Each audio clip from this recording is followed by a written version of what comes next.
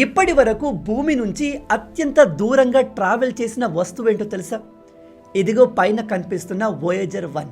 ఇది ప్రజెంట్ భూమి నుంచి దాదాపు 24 బిలియన్ కిలోమీటర్ల దూరంలో ఉంది. సింపుల్గా చెప్పాలి అంటే 24,000 కోట్ల కిలోమీటర్ల దూరంలో ఉంది. 24,000 కోట్ల కిలోమీటర్లు. దీన్ని నిజానికి మన సౌర కుటుంబంలో ఉన్న జూపిటర్, సాటర్న్ అండ్ వాటి మూన్స్ అయిన యూరోపా, టైటాన్ని స్టడీ చేయడానికి తయారు చేశారు. దీనిపైన మన మనుషులు సివిలైజేషన్కి సంబంధించిన ఇన్ఫర్మేషన్ని గోల్డ్ ప్లేట్ పైన ముద్రించారు.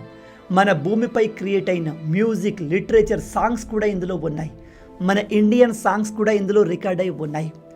వన్స్ ఇది తన మిషన్ కంప్లీట్ చేసిన తర్వాత సైంటిస్టులు దీన్ని డీప్ స్పేస్లోకి పంపించేశారు.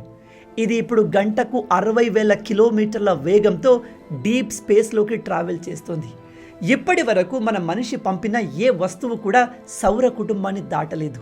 కానీ ఇది 2012లోనే మన సోలార్ సిస్టమ్ని దాటి బయటకు వెళ్ళిపోయింది. ఒకసారి ఇక్కడ కనిపిస్తున్న ఈ ఫోటో చూడండి.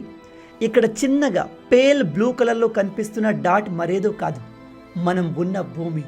ఈ ఫోటోని వోయేజర్ 1 1990 ఫిబ్రవరి 14న దాదాపు 6,000 కోట్ల కిలోమీటర్ల దూరం నుంచి తీసింది. ఈ వోయేజర్ 1 కేవలం 5 సంవత్సరాలు మాత్రమే పనిచేస్తుంది అని అందరూ అనుకున్నారు. దీని డిజైన్ కూడా అలాగే చేశారు. కానీ ఇప్పటికీ 45 సంవత్సరాలు దాటిపోయింది. ఇది స్టిల్ పనిచేస్తుంది. ఇది న్యూక్లియర్ పవర్ని ఉపయోగించి పనిచేస్తుంది. ఇది ప్రజెంట్ ఎంత దూరంలో ఉంది అంటే దీనికి మనం పంపే ఇన్ఫర్మేషన్ చేరడానికి 1 డే పడుతుంది.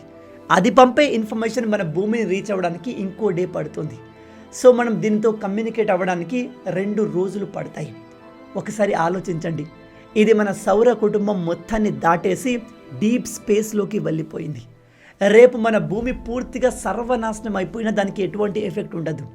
అది రాబోయే వేల, లక్షల, కోట్ల సంవత్సరాల వరకు అలాగే స్పేస్లో ట్రావెల్ చేస్తూనే ఉంటుంది. ఎవరైనా ఏలియన్స్ దాన్ని క్యాప్చర్ చేస్తే వాళ్లకు మన భూమి గురించిన ఇన్ఫర్మేషన్ తెలుస్తుంది. ఇఫ్ అడ్వాన్స్ ఏలియన్స్కి ఇది దొరికితే వాళ్ళు దీంట్లో ఉన్న డేటాను ఉపయోగించి మన భూమి మీదకి వచ్చే అవకాశం ఉంది. నిజానికి ఏలియన్స్కి మన గురించి ఇన్ఫర్మేషన్ ఇవ్వడానికే దీన్ని తయారు చేశారు. మీలో ఎంతమంది ఈ విషయాన్ని కొత్తగా తెలుసుకుంటున్నారు? ఇఫ్ భూమిపైకి ఏలియన్స్ వస్తే వాళ్ళు ఫ్రెండ్షిప్ కోసం వస్తారా, లేదా మనల్ని పూర్తిగా సర్వనాశనం చేసి భూమిని ఆక్యుపై చేయడానికి వస్తారా? మీరేమనుకుంటున్నారు? ఇఫ్ ఏలియన్స్కి మనకు యుద్ధం జరిగితే మనం వాళ్ళను ఓడించగలమా? మీ ఆలోచనల్ని కింద కామెంట్లో చెప్పండి.